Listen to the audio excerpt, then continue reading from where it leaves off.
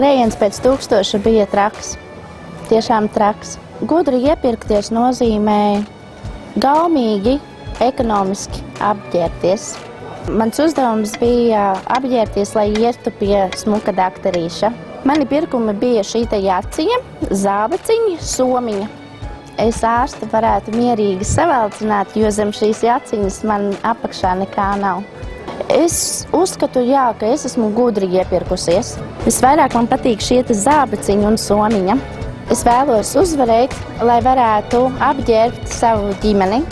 Ja es gadījumā vinnēšu, es vēlos savam dēlam nopirkt lielu mašīnu, ko viņš jau sen vēlās.